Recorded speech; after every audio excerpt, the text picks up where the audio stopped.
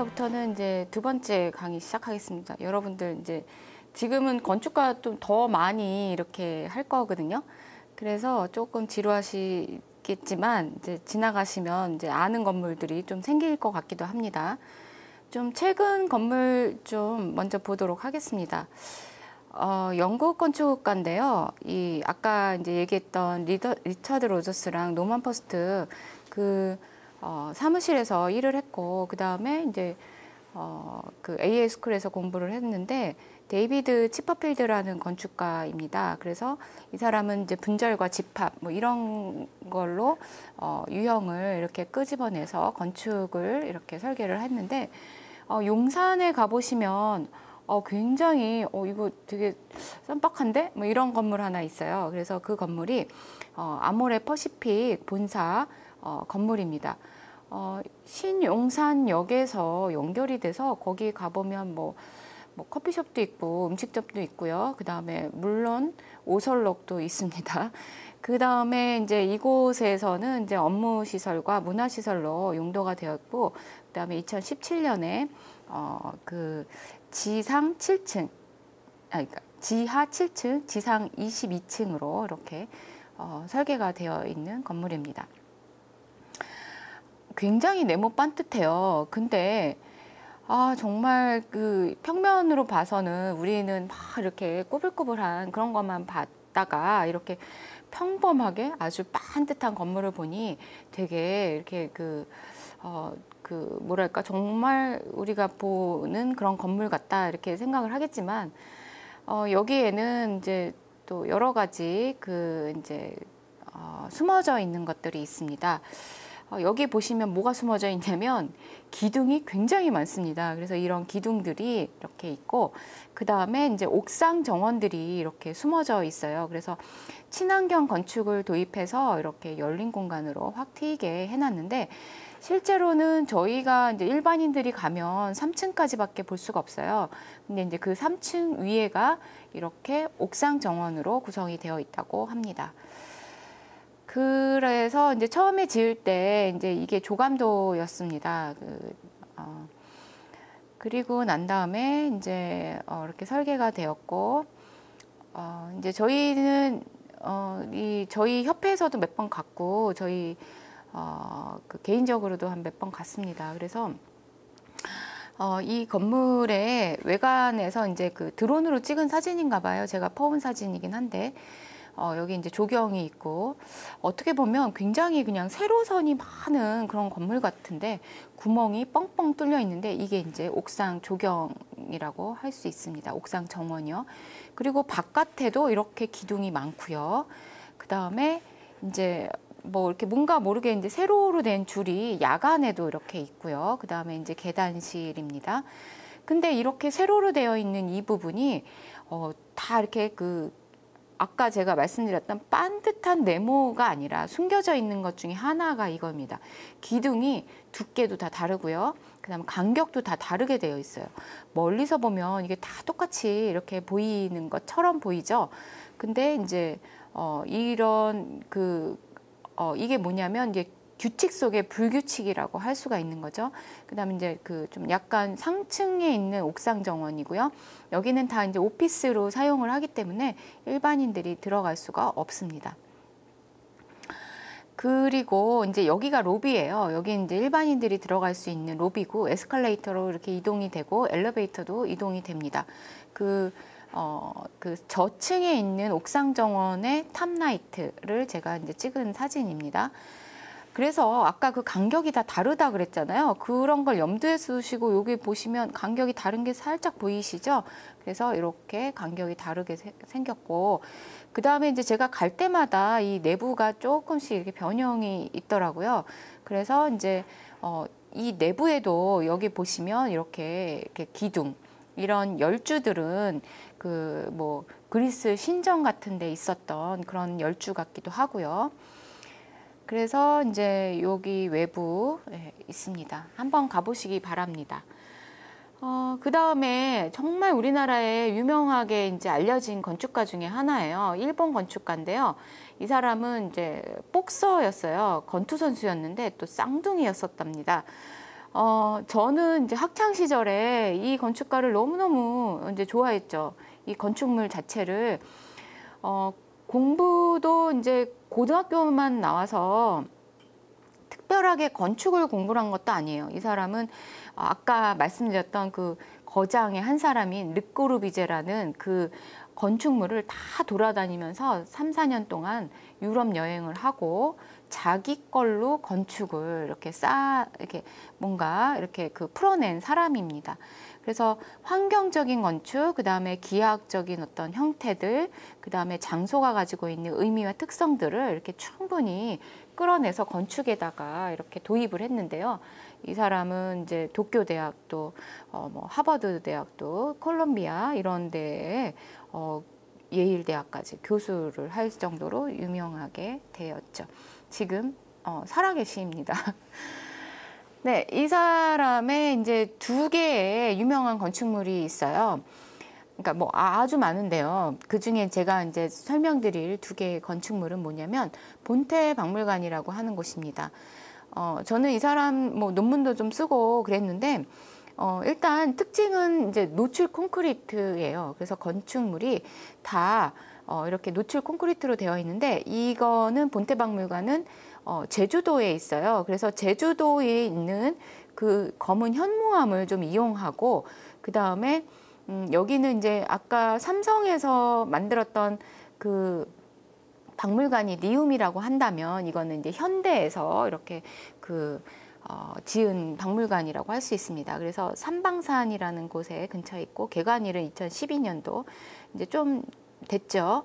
지상 2층이고 부속실도 있다고 그러는데 이 건물에 들어가는 진입로가 이렇게 그 수공간 이렇게 옆에서 벽에서 이렇게 물이 떨어지는 그런 게 절벽 같은 폭포 같은 느낌이 들고요. 그거를 쭉 지나가서 요 부분이 이제 그 브릿지라고 하는 부분입니다. 그래서 직선 코스로 가면 이제 이 브릿지로 해서 진입을 하고요. 마지막 다 보고 이렇게 나오면 이렇게 램프를 통해서 이 옆에 폭포가 있는 그 부분으로 나오게 됩니다. 그렇게 해서 이제 삼각형과 어떤 직선과 이런 부분들이 이렇게 전통 담과 연결해져 있는 한 3개의 켜를 가지고 있고 그 다음에 이제 이쪽에 보이는 이게 현대미술관입니다. 그래서 이 건물이 한 4개 관으로 이루어져 있는데요. 이건 이제 처음에 계획 당시의 모델이었던 것 같아요. 그래서 1관은 이제 그동안 현대에서 모았던 그런 전통 공예품을 전시를 했고요.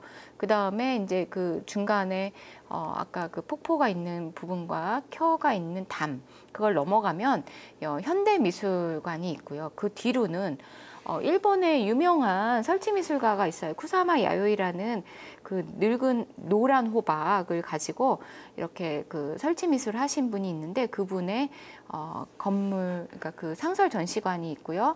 그다음 그 옆에 이제 상여, 이제 돌아가시고 나서 이제 그 용품들이 이제 전시되어 있는 곳이 4관으로 이루어져 있습니다. 그래서 1관의 모습이고 왼쪽은 2관 현대미술관의 모습입니다. 그래서 노출 콘크리트가 이렇게 내부에도 다 이렇게 들어와 있고요. 그 다음에 여기는 이제 가보셔야 돼요. 이 쿠사마 야요이를 제가 설명을 드릴 수가 없어서 아주 작게만 이렇게 사진을 넣어드렸습니다. 그 다음에 이제 중간중간에 이렇게 오픈된 그런 공간들이 있고요. 그 다음에 이제 제주도에 가면 섭치코지라는 섬이 있는데, 그러니까 섬이 아니라 이제 섬 끝에 그 우도를 들어가는 그 끝에 이렇게 붙은 거기에 옛날에는 지니어스 로사이라는 그 미술관이었는데 이름이 바뀌었어요. 일미미술관이라고. 그래서 여기 이제 3개의 관이 있고 이제 여기 그 터널을 쭉쭉 돌아가면 이렇게 미술관이 있습니다. 그 앞에 이제 상업 공간이 하나 있어요. 그래서 글라스 하우스라는 그런 공간이 있고요. 그 다음에 이 사람은 서울의 재능교육에서 지은 그 사옥 겸 복합문화센터 뭐 이런 것들을 설계를 했습니다. 그 다음에 이제 제가 큰 걸로 하나 설명하고 싶은 거는 이 뮤지엄 산 뮤지엄입니다. SAN. 그래서 이게 그 처음에 이렇게 진입 부분서부터 이 플라워 가든을 지나가서 워터 가든이라는 곳을 지나가면 메인 건물이 있어요.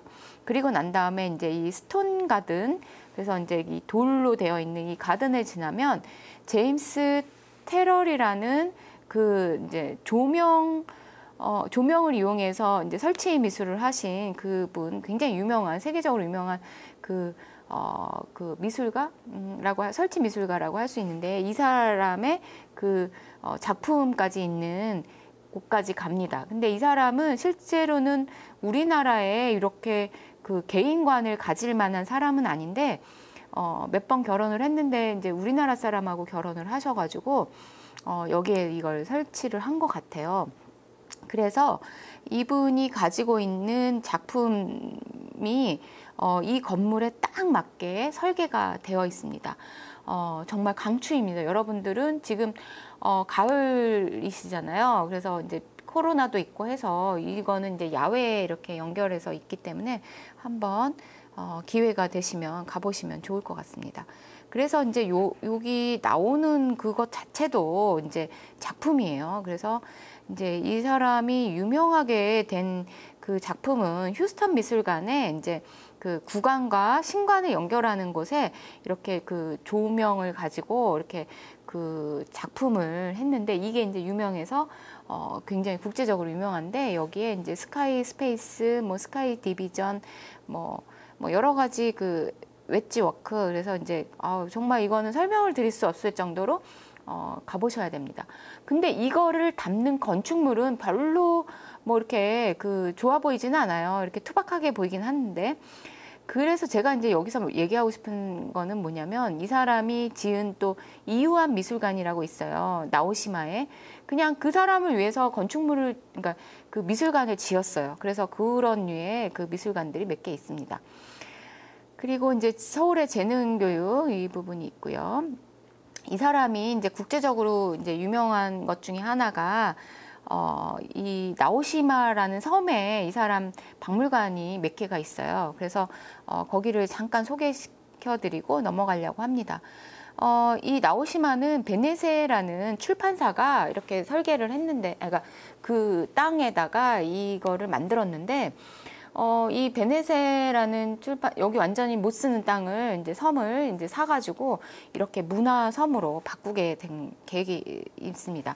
그래서 여기가 지금, 지중 미술관이에요. 그러니까 지중이니까 지하로 다 묻어버렸어요. 그래서 다 묻히고 나면 건물이 안 보이니까 제가 이 사진을 이제 구해서 이렇게 보여드리는 건데요. 이걸 설계할 당시 땅을 다 파가지고 이렇게 설계를 해놓고 다 묻어버렸어요. 그 다음에 이제 이 베네세 미술관도 좀 그렇고, 이유한 미술관도 좀 다 묻혀 있습니다. 여기는 이제 섬이라 그랬으니까 바닷가가 바로 보이고요. 굉장히 이제 확 트인 시야에 이렇게 있고, 제가 이제 여기도 제가 포스워스 미술관이라고 그 달라스라는 곳에 있습니다. 미국에. 여기도 이제 가서 그 찍어봤는데 물 공간, 수 공간이 있고요. 그 다음에 이렇게 이 사람은 지역에서 활동을 많이 했는데, 거기에 이런 오픈된 그 공간에 미술관이 있어요. 이 작품들은 다 명화고요. 명화의 정원이에요, 이름이. 그래서 이 정원 안에 작품들은 다 타일로 되어 있습니다. 그래서 그러니까 외부 공간을 지금 관람하면 참 좋겠죠. 그래서 외부 공간을 이렇게 둘러다 보면 그 공간을 볼 수가 있는데, 정말 제가 좋아하는 이유 중에 하나가, 이런 공간들은 외 내부를 이렇게 없이 이렇게 되어 있다. 그래서 너무 좋습니다. 여기 저 가봤는데 되게 좋고, 명화가 천지창조 뭐 이런 작품들도 굉장히 크게 이렇게 되어 있죠. 그 다음에 이 사람이 아주 유명하게 된 그 작품입니다. 이거를 작품이라고 하긴 그렇죠. 스미요시 나가야라는 주택이에요. 전 정말 이 주택을 정말 좋아하는데 문 하나밖에 없죠. 얘네는 이제 추격이 가능하기 때문에 옆집하고 이렇게 되어 있고, 요거 지금 한 3m 정도 되는 요 문 하나 있는 게 이게 건물이에요. 그래서 이 건물이 이제 내부에 들어가면 이제 아주 다채롭게 그 공간을 잘 형성한 것들을 볼 수가 있습니다. 그래서 이제 정말 어떻게 보면 그 지역을 잘 이용하고, 여기 이제 수변 공간을 이용한 타임즈라는 그 이제 상호 공간입니다. 그 다음에 이제 일본 건축가긴 한데 제1교포입니다. 그래서 이 사람이 이타미 준이에요. 근데 이제 저는 이제 학창 시절에 이 사람이 이렇게 유명하진 않았어요. 근데 최근에, 그러니까 뭐 최근이라기보다는 한 20여 년 전에 우리나라에 이제 제주도에 그 클럽하우스, 포도호텔 뭐 이런 거를 설계를 하면서 뭐 인연이 돼서 제주도에 몇 개의 건물을 짓게 되었습니다. 그래서 지금은 돌아가셨어요. 그리고 지금은 딸이 이 건축사 사무실을 받아서 운영하고 있습니다. 이타미 준이 설계한 거는 거의 제주도에 있는데요. 방주교회에, 그 다음에 포도호텔. 포도호텔은 이제 돈 내고 투숙해야 되기 때문에 갈 수 없지만, 이 방주교회는 일반인에게도 오픈되어 있습니다. 가보시면 정말 감동을 받을 수 있는 그런 그 건물이라고 할 수 있습니다. 지붕재도 막 반짝반짝거리는 이것도 되게 훌륭하고요. 주변이 이제 그 노아의 방주 이런 거를 따서 수변 공간으로 이렇게 했는데, 제가 갔을 때 마침 저도 여러 번 갔는데 한 번 이제 이 사진은 이제 마침 그 물을 다 빼가지고 물이 없는 상황에 있는 사진입니다. 그래서 이제 그 두 가지 건물이 유명하고요. 그 다음에 수풍석 이 박물관이 유명한데요. 물박물관, 그 다음에 바람박물관, 돌박물관입니다. 건물은 다 따로따로 이렇게 되어 있어요. 여기는 이제 비오토피아라는 그 전원주택 그런 곳에서 그 커뮤니티 공간으로 만들어 놓은 곳입니다. 그래서 이 수풍석 박물관은 뭐 없어요. 그러니까 유물이 없어요. 그러니까 이 안에는 전시품이 없고요. 가면 바람 소리를 듣는 곳이고요. 물을 보는 것이고 돌을 보는 곳입니다. 그래서 이 박물관에 한번 이제 지금은 개방을 했어요. 옛날에는 거기 사시는 입주자들만 볼 수 있게 되어 있는데, 이 커뮤니티 시설을 지금은 이제 뭐 일정의 돈을 내고 거기서 설명을 해주고 가는 시스템으로 바뀌었다고 합니다. 그래서 한번 가보시면 좋고요. 그 방주교회랑 굉장히 이렇게 가까운 곳에 있습니다. 그래서 이 방주교회도 바다를 바라보고 그 삼방산 쪽을 바라보고, 그다음에 물, 바람, 그다음에 돌 갤러리 이 세 개도 다 그쪽을 바라보도록 이렇게 되어 있고요. 그다음에 이제 정말 이제 그림을 전시하는 곳은 두손 갤러리라고 있어요. 그래서 아까 그 비오토피아에는 4개의 갤러리가 있는데 그것을 다 설계를 했습니다. 그래서 그 위치가 이렇게 되어 있습니다.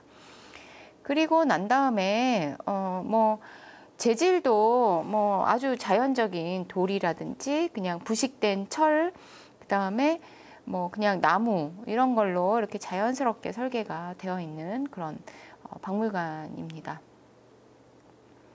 그 다음에 이제 이분이 서울의 그 인사동의 갤러리 이즈라는 곳에 곳을 또 설계를 했습니다. 그래서 이제 그것도 한번 참고로 보시고요. 그 다음에 이제 설명해드릴 그 건축가는요, 알바로 시자라는 건축가입니다. 이 사람은 이제 포르투갈생이고요. 굉장히 지역적인 그 포르투갈 가보시면 이제 그 대서양을 끼고 있잖아요. 그래서 이런 지역적인 것들과 그 다음에 이제 빛 이런 부분들을 잘 이용해서 설계를 하신 분입니다. 그래서 이 사람은 우리나라에 이제 설계를 한 큰 거로 3개 정도 설계를 하셨어요. 근데 이제 용인에 가면 아모레 그 연구소가 있어요. 근데 그 연구소 건물을 설계를 했는데, 여기는 이제 아무나 못 들어가서 제가 이거는 그냥 캡처한 사진입니다. 그리고 지금은 이제 그 두 곳은 오픈되어 있기 때문에 볼 수 있고요. 이 포르투갈 교수로 이제 있었고, 이 사람도 프리츠커 상을 타서 이제 되게 유명하게 되신 분이죠. 안양에 가면요, 이제 여러 명의 건축가들을 만날 수가 있어요.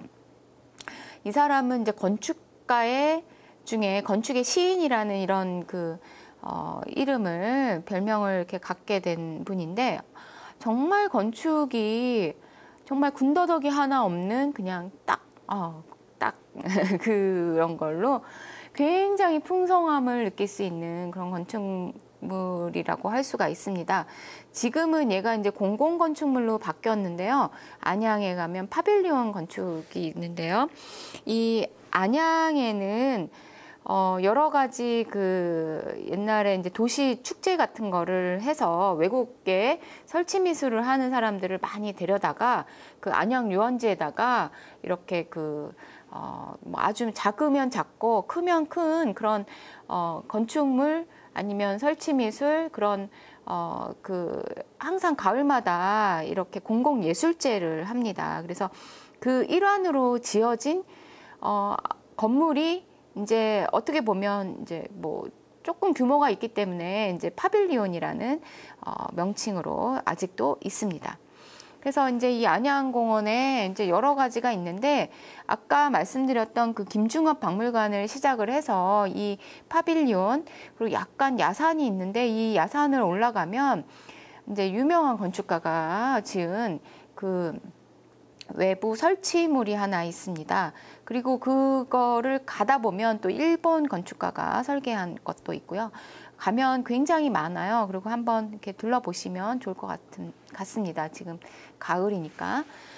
그래서 이 안양 파빌리온을 보면 노출 콘크리트에다가 이제 백색으로 이렇게 칠해 놨어요. 그래서 이제 제가 아까 야산에 올라가서 이렇게 한번 찍어 봤는데 지붕까지 이렇게 나와 있더라고요. 이 사람이 그러니까 하기 전에 이제 스케치한 건 같은데, 그 스케치가 그대로 이루어진 것 같고요. 그리고 이제 내부에서 보면 이제 이런 약간 지붕하고 떠 있는 공간에서 이렇게 빛을 간접 조명을 놓고 이렇게 되어 있고, 어떻게 보면 이게 이제 중정 역할을 하는 아주 작은 그런 외부 공간이 이렇게 연결이 되어 있습니다. 그리고 이제 한 바퀴 돌면 이제 정말 이렇게 장식이 거의 없는 그런 공간인데, 가보시면 정말 풍성함을 느낄 수 있는 공간일 것 같습니다. 그래서 제가 이제 여기 위에서 찍은 사진이고요. 이제 2층 정도 되는 규모의 그 건물입니다. 그래서 한 곳은 약간 이제 준위층으로 이루어진 부분입니다. 근데 이제 이 사람이 이 공공건물 짓고 또 이제 출판사에 뮤지엄을 하나 설계를 하셨어요. 그래서 이제 파주에 가면 미메시스라는 출판사가 있는데, 그 출판사의 뮤지엄인데요. 이거는 그냥 일반인들이 돈 내고 들어갈 수 있는 곳입니다. 파주는 워낙 이제 건축가가 계획을 한 그런 도시입니다. 그래서 출판단지가 이쪽으로 이렇게 오면서 어떻게 보면 건축의 박물관 이렇게 해서 건축물들이 굉장히 유명한 건축물들이 많이 있어요. 그 중에 하나인데요. 이 뮤지엄은 중간에 이 곡선이 제가 아까 DDP에서 보여드렸던 그 곡선은 굉장히 큰 곡선이에요. 그래서 그거랑은 이제 다른 곡선인데, 여기에 이 아주 작은 곡선으로 정말 너무 풍성한 그런 언어를 구사한 것 같습니다. 조형 언어라고 하는데요. 그래서 이제 내부에서 보면 그렇고요. 제가 이제 갔을 때는 다 전시를 했기 때문에 이 사진들은 제가 이제 외부에서 이제 퍼온 사진들입니다. 그래서 일반적으로는 바닥은 이제 우드로 깔려 있고 백색으로 되어 있지만, 이 건축물이 정말 조각품이다 이렇게 생각을 하시면 너무 이렇게 훌륭한데, 여기가 이제 다 간접 조명으로 이렇게 되어 있어서 직접으로 이렇게 라이트가 따로 있지 않습니다. 제가 갔을 때는 다 작품들이 있었기 때문에 이렇게 뭐 사진들을 이렇게 뭐 좀 병행해서 보여드리긴 하는데요. 이 곡선이 그 아까 말씀드렸던 굉장히 풍부한 그런 외부, 내부에서 보여지는 그런 조형감을 보여주는 곳입니다. 네, 이 사람의 아까 그 미메시스를 가지고 이 건물이 있기 바로 전에 이제 그 브라질 포르투갈에 이베라 미술관이 있어요. 굉장히 비슷하죠. 그래서 어떤 조형 언어가 좀 비슷한 그런 미술관이다. 그래서 제가 이제 하나 이렇게 가지고 왔습니다. 그 다음에 아까 안양 유원지에 가보시면 이 MVRDV라는 그 건축사 이거 어떻게 보면 회사죠. 이 사람이 지은 조형물이 있는데 이제 한번 공부를 하고 넘어가 봅시다. 여기 이 사람은 이제 세 사람이 위니마스, 야곱 판네이스, 그 다음에 나탈리 드프리스. 그래서 이 사람의 그 약자를 따서 MVRDB 이렇게 이 회사 이름이 MVRDB예요. 그래서 우리나라에 이제 그 요즘에도 이렇게 그 뭐 약자로 되어 있는 그 건축사 사무실들이 다 이거 본따서 한 거라고 생각하시면 되겠습니다. 이 사람들은 세 사람이 이제 그 같은 대학 출신입니다. 그래서 이제 같이 이렇게 시작이 됐고요. 이 사람 이제 건축물 중에 네덜란드 건축가예요. 그래서 여기 마켓홀이라는 이 시장과 아파트의 결합. 네, 아주 훌륭하죠. 여기 원래 이제 이게 다 유리로 되어 있는 부분이기 때문에 이 내부가 외부 같이 보이는데 그렇지 않습니다. 그래서 이제 이거랑 그 다음에 이제 위조크 아파트. 그래서 이 테라스가 지금 이제 코로나 시대에는 이렇게 테라스가 한 3평 정도는 가지고 있어야 된다고 하더라고요. 그래서 이 테라스가 넓은 그리고 자기만의 어떤 그 테라스의 규모가 다른 이런 아파트를 지으면서 이 사람이 유명해지기 시작했습니다. 지금 여기 태극기가 있죠. 그래서 이게 이제 타워처럼 생겼는데 이게 아까 안양에 지어진 파빌리온입니다. 그래서 이게 막 거의 범접할 수 없는 이게 산의 어떤 형태를 그러니까 등고선을 표현한 작품이라고 합니다. 그래서 이제 뭐 밑에서 찍어도 위에서 찍어도 옆에서 찍어도 다 진짜 이 조형물의 그 형태들도 그렇고 정말 이걸 설계도 참 독특하지만 이걸 시공을 했다라는 것도 정말 제가 높이 살만한 거라고 할 수가 있습니다. 그 다음에 이 사람의 그 안으로 국제 공모를 통해서 서울 수목원이라는 곳이 이제 설계가 되어 있는데 여기는 서울역 옆에 고가로의 3일로가 이제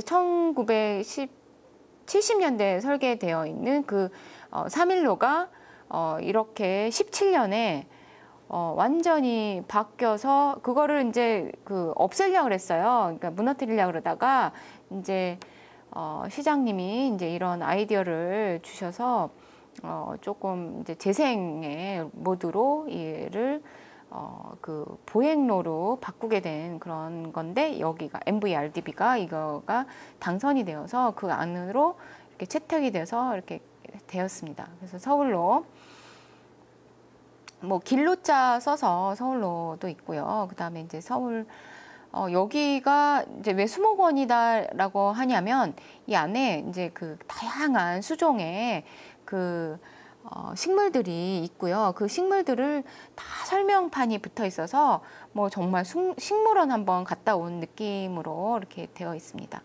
서울역 바로 옆에 있습니다. 그 다음에 이제 이 사람이 설계한 청담에 이런 빌딩도 있고요. 그리고 이제 정말 제가 학창 시절에 또 좋아했던 건축가 중에 하나입니다. 백색 건축가, 화이트 아키텍처 리차드 마이어라는 건축가인데요. 이 리차드 마이어는 이제 그 코넬 대학을 나와서 정말 많은 건축을 이렇게 했고 그 다음에 그 네오 꼬르비지안이라 그래서 아까 그 꼬르비제의 그 5명의 그 꼬르비제 풍의 건축가가 있는데 그 사람을 뉴욕 5라고 합니다. 그 멤버 중에 하나였고요. 이 사람도 프리츠커상 그 건축의 노벨상을 수상도 했죠.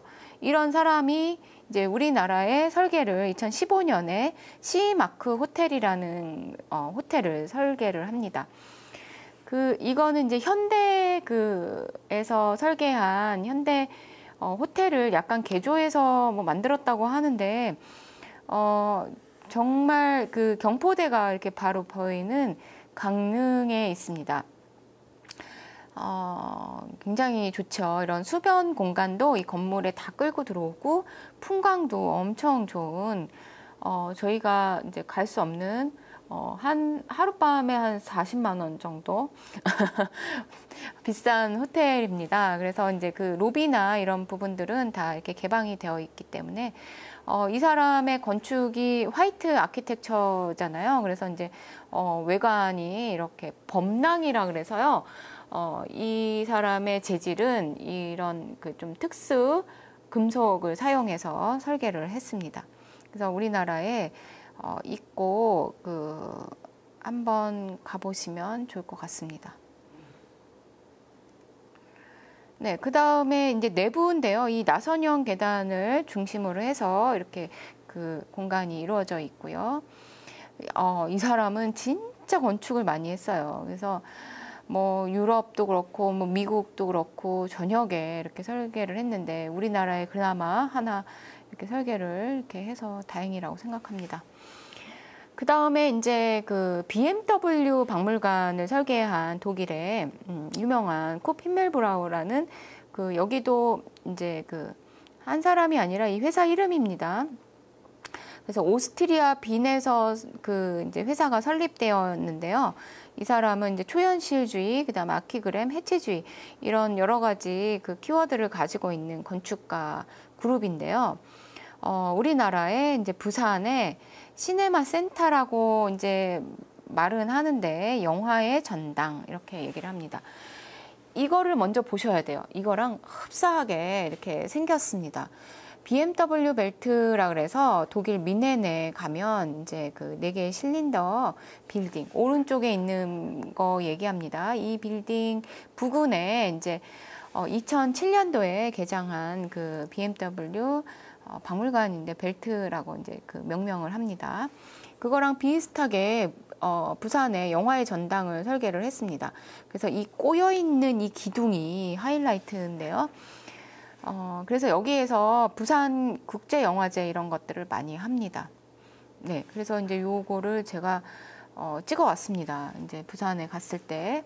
그래서 이제 요 부분이 약간 꼬여 있는 것처럼 보이지만 이제 기둥으로 이렇게 되어 있고 램프로 되어 있고 이 밑에서 장터가 열려 있더라고요. 그래서 이제 영화제 할 때는 여기가 야외 영화관으로 바뀐다고 합니다. 그 다음에 이제 여러분들 여기는 가보셨을 것 같아요. 이화여대 정문에 이 도미니크 페로라는 프랑스 건축가가 여기 설계를 했습니다. 지금 이거는 이제 설계한 지 오래됐는데요. 지금은 삼성역을 로드, 그러니까 영동대교까지 이렇게 쭉 GTX가 오는 역사를 지금 설계를 하고 있어요. 그래서 이제 우리나라 자주 방문을 하시는 것 같아요. 그래서 이분이 이제 로장 공과대 교수신데, 정말 유명한 거는 프랑스에 가면 국립도서관을 설계를 했어요. 그분이 정말 유명세 때 여기 ECC 지하로 다 뚫린 뭐 강의실도 있고 그다음에 상호 공간도 있고 여기 영화관도 있고 이렇습니다. 그래서 이걸 설계를 했는데 정말 여기가 그라운드 레벨이에요. 그래서 이게 다 지하로 이렇게 뚫려 있고 지하 더 밑에는 이제 주차장으로 되어 있습니다. 그래서 규모는 6층 정도 되는 규모이지만 지하 1, 2, 3층은 교육공간, 그 다음에 행정공간으로 되어 있고요. 지하 4층은 문화복지공간, 그 다음에 5, 6층은 주차공간으로 이루어진 곳입니다. 그래서 여기를 가면 이제 지하라는 느낌이 거의 안 드는 그런 이렇게 길을 굉장히 상징적인 그런 건물이죠. 그래서 이게 이제 여기가 그라운드 레벨인데 왜 이렇게 지었냐면 이화여대는 그 주변에 근대 건축물이 굉장히 많잖아요. 그 정원도 그렇고. 그래서 그거를 티내지 않고 복합 건물의 규모 있는 건축물을 짓기 위해서 이렇게 다 지하로 파서 이렇게 설계가 되어 있지만 지하 같지 않은 지하인 이유는 옆에 충분히 채광이 다 되어 있는 그런 건축물이기 때문입니다. 그 다음에 이제 마지막 건축가입니다. 여기 이제 장미셸 빌모트라는 건축가입니다. 프랑스에선 되게 유명한가 봐요. 우리나라는 이 사람 이름을 대면 잘 몰라요. 근데 이제 제가 학창 시절에 이제 이 사람을 조사해 오는 그런 그 과제물을 받아서 제가 이제 조사하다가 이제 루블 박물관 내부도 다 개조를 했고요. 그 이제 우리나라의 그 어떻게 보면 그 청와대 같은 미테랑 궁 이런 것들을 이제 다 이제 설계를 했던 유명한 건축가인데요. 이 사람이 이제 어떻게 보면 이 사람이 우리나라에 들어와서 이 설계를 함으로 인해서 외국 건축가가 오는 거를 굉장히 이슈화했던 뭐 1호 건축가 정도 될 수도 있죠. 근데 뭐 우리가 모르는 사람도 많이 지었어요. 그런데 이제 잘 몰라서 그렇지. 근데 굉장히 유명세를 타고 들어왔던 건축가입니다. 가나 아트센터라는 곳을 짓게 된 사람이고요. 그거와 같이 이제 인사 아트센터도 지었고요. 인천국제공항도 설계를 많이 했습니다. 그래서 이제 인사 아트센터는 인사동에 있고요. 그 다음에 가나 아트센터는 평창동에 있습니다. 지금도 이제 이 건물이 이렇게 있는데